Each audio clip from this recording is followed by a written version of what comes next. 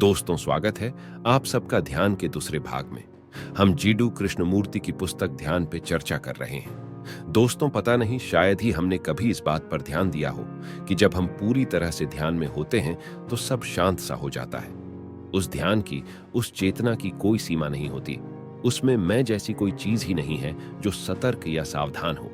और वही चेतना, वही मौन जागरूकता, वही स्थिति है।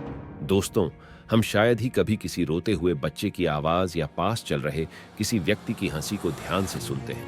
वो इसलिए क्योंकि हम अपने आप को हर चीज से अलग कर लेते हैं और इस अलगाव के माध्यम से ही सब देखते और सुनते हैं। यह अलगाव अत्यंत विनाशकारी है क्योंकि यही अंधकार और अशांति की जड़ है। सोचिए, यदि आप पूरी शांति से बजती घंटियों को सुनते हैं तो आप उस ध्वनि को सुनेंगे और अचानक बिना किसी संघर्ष के एक अलग ही यात्रा करना शुरू कर देंगे। वही ध्वनि आपको घाटी के उस पार तक ले जाएगी। इसकी सुंदरता का अनुभव तभी होता है जब यह और आप अलग नहीं होते, यानी जब आप इसका हिस्सा बन जाते हैं। ध्यान एक अलगाव का अंत है, परंतु किसी संकल्प, इच्छा या कामना से नहीं, किसी अस्वादिष्ट सुख की खोज से नहीं। ध्यान वास्तव में जीवन से भिन्न कुछ भी नहीं है। ध्यान ही जीवन और दैनिक जीवन का सार है। कहीं बजती हुई उन घंटियों को ध्यान से सुनना, अपनी पत्नी या पति के साथ सड़क पर चल रहे किसी दूसरे व्यक्ति की हंसी को ध्यान से सुनना, छोटी बच्ची साइकिल पर दौड़ती उन साइकिल की घंटियों को ध्यान से सुनना। दोस्तों, ध्यान ही जीवन का पूर्ण रूप है। इसका कोई खंड नहीं है। ऐसा ध्यान आपको जीवन की समानता की ओर उन्मुख करता है। असली ध्यान क्या है को देखना और उससे परे जाना ही है। बिना शब्दों के देखना, यानी निर्विचार अवलोकन करना, सबसे अधिक वर्णित घटनाओं में से एक है, क्योंकि तब अवलोकन कहीं अधिक तीव्र होता है। इस अवलोकन में न केवल मन बल्कि सभी इंद्रियां भाग लेती हैं। यह बुद्ध द्वारा किया गया आंशिक और खंडित अवलोकन नहीं है और न ही यह भावना का विषय है। इसे समान अवलोकन कह सकते हैं और यह ध्यान का ही एक भाग है। ध्यान में चेतना, अनंत ऊंचाई और गहराई वाला संवाद है। यह धारणा किसी वस्तु को बिना देखे देखने की प्रक्रिया से बिल्कुल अलग है, क्योंकि ध्यान के अर्थ में कोई वस्तु नहीं है, इसीलिए कोई अनुभव नहीं है। लेकिन ध्यान तब भी हो सकता है जब आपकी आंखें खुली हों और आप हर प्रकार के शोर के संपर्क में हों। लेकिन फिर ये बातें और दृश्य कोई मायने नहीं रखते। आप उन्हें देखते हैं, लेकिन यह देखने और पहचानाने की नहीं है। इसका मतलब है कि वहां कुछ भी अनुभव नहीं किया जाता। ऐसे ध्यान का क्या अर्थ है? कोई मतलब नहीं है, कोई उपयोगिता नहीं है, मगर उस ध्यान यात्रा में परम आनंद और स्वतंत्रता है, जिसकी तुलना खुशी या आनंद से नहीं की जा सकती। यह मन, हृदय और आंखों को निःशुल्क मार्गदर्शन प्रदान करता है। जब तक जीवन को पूरी तरह से एक नई घटना के रूप में नहीं देखा जाता, तब तक वह बंधा हुआ ही रहता है। हर एक दिन वाली दिनचर्या, जिसमें बहुत ऊब और एकरसता का निरर्थक चक्र बना रहता है। इसलिए ध्यान का महत्व सबसे ज्यादा हो जाता है। यह हमें अनंतता की ओर ले जाता है एवं नए असीम क्षितिज खोल देता है। ध्यान समय के आयाम के भीतर बिल्कुल भी नहीं है। समय अंत को जन्म नहीं दे सकता।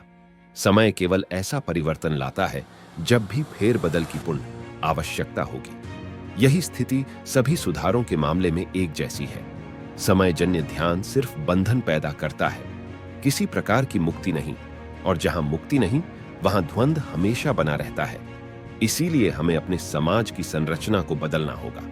इसमें बुराई, विकृत नैतिकता, संघर्ष, मनुष्य के बीच पैदा हुआ विभाजन, स्नेह और प्रेम का पूर्ण अभाव शामिल है। यही सब दुनिया के विनाश का कारण है।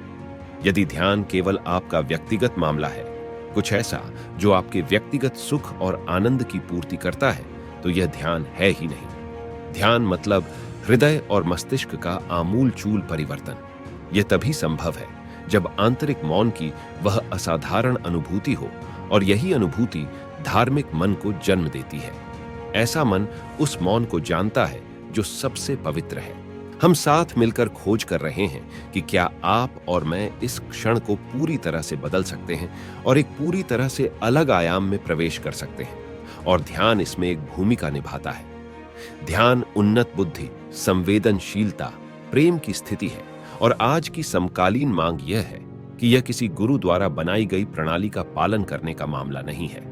ध्यान करने का अर्थ है समय के प्रति अबोध हो जाना। ध्यान संसार से पलायन नहीं है।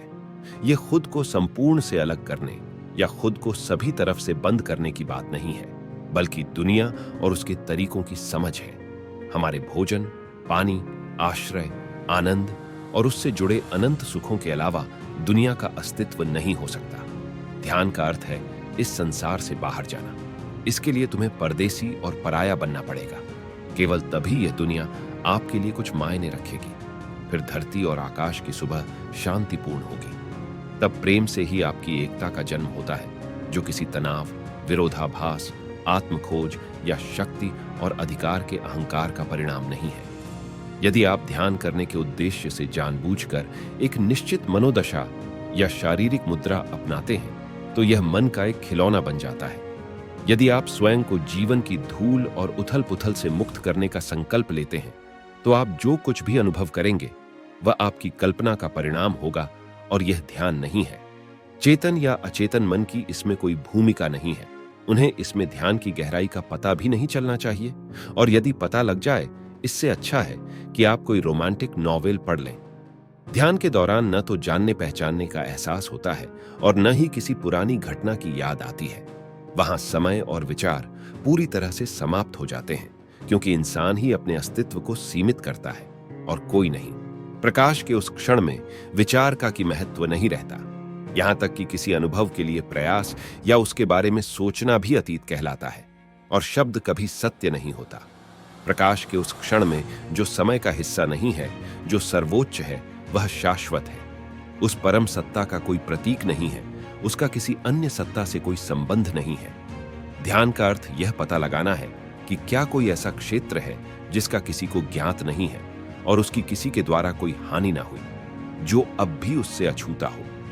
ध्यान समझ का विस्फोट है, और इस समझ को समय की सीमाओं में समेटा नहीं जा सकता। समझ कोई क्रमिक प्रक्रिया नहीं है जिसे सावधानी और धैर्य से थोड़ा थोड़ा करके जमा किया जा सके। समझ या तो अभी है या कभी नहीं। समझ किसी व्यक्ति के सोचने, कार्य करने के तरीके और उसके जीवन की पूरी दिशा को बदल सकती है।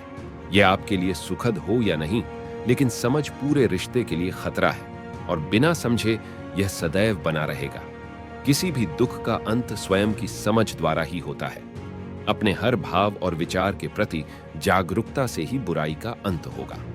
ध्यान दृष्टिपूर्ण और छिपी हुई चेतना की समझ है, और उस गति की समझ भी जो सभी विचारों और भावनाओं से परे है। जितना हो सके एकांत में ध्यान करें, चाहे वह रात्रि सूरज ढलने के बाद हो या फिर उषा काल में। ध्यान करते समय एकांत होना अनिवार्य है, बिना किसी विधि या विधि का अनुसरण किए, बिना सचेतन चिंतन या मंत्र जप के, बिना किसी विचार को अपनी इच्छानुसार आकार दिए। और यह एकांत तभी आता है जब मन विचारों से मुक्त हो जाता है। जब इच्छाएं या कोई चीज आप पर हावी हो और उसकी तलाश में आपका मन अतीत और भविष्य में भटकने लगे, तो वहां एकांत नहीं रहता।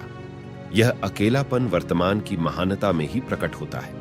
और फिर उस शांत एकांत में जब सारा आवागमन समाप्त हो जाता है, यानी वह स्थिति जब मैं अपनी चिंताओं, अपनी मूर्खतापूर्ण इच्छाओं और समस्याओं के साथ दूर चला जाता है, तभी उस शांत एकांत में ध्यान का वह रूप प्रकट होता है जिसे हम शब्दों में बयान नहीं कर सकते। और वही ध्यान शाश्वत होता है जो प्रवाह और गति दोनों देता है।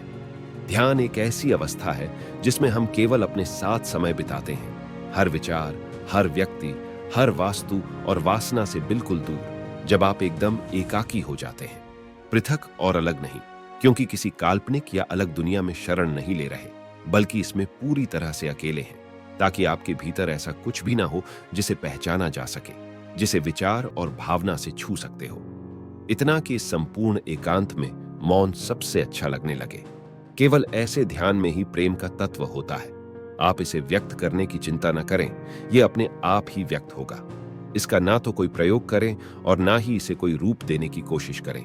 ध्यान स्वयं ही सब करने में सक्षम है, और जब ऐसा होता है तो उस प्रक्रिया में कोई संघर्ष या विरोधाभास नहीं होता है, अर्थात मनुष्य को कोई दर्द और पीड़ा अनुभव ही नहीं होती।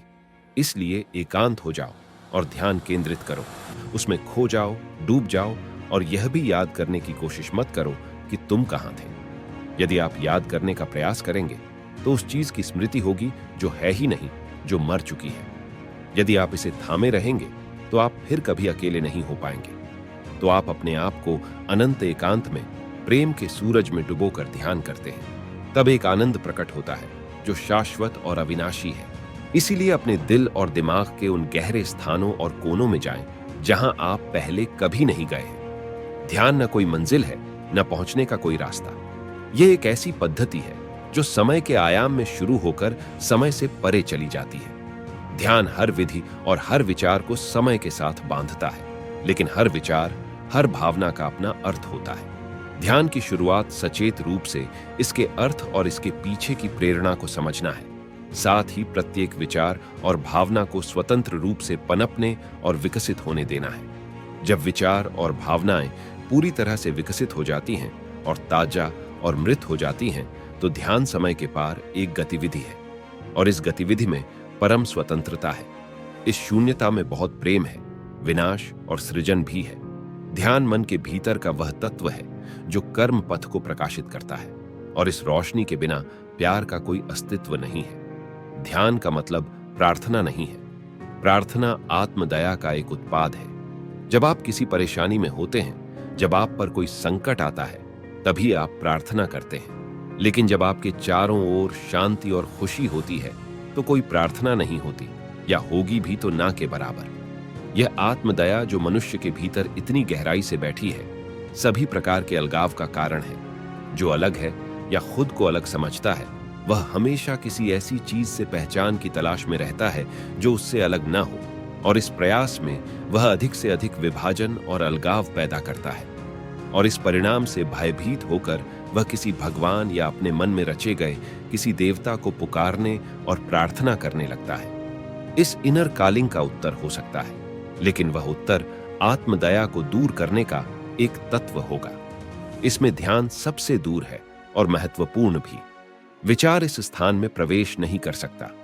यहां कोई अलगाव नहीं है और इसलिए कोई एकता नहीं है।